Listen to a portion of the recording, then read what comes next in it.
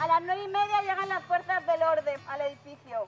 Hay 2 personas en su interior y dicen que solamente tienen 3 horas para ir evacuando todo el material que hay dentro del centro social. Dato súper importante es que tenemos un compañero detenido, ¿vale? Porque quería ir a recoger sus cosas y se lo negaban.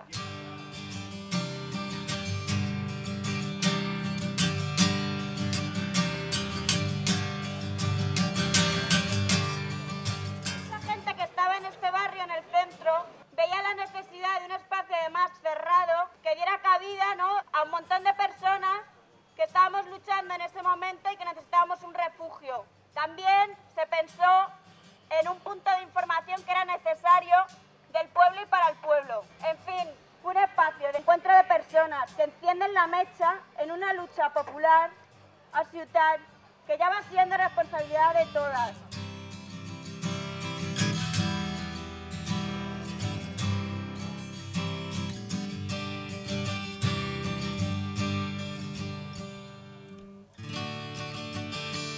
No nos podéis parar, solo podéis disparar.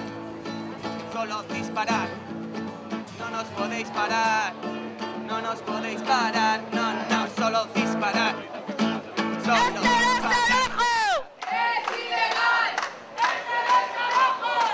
¡Es ilegal! ¡Un desalojo! ¡Otra ocupación!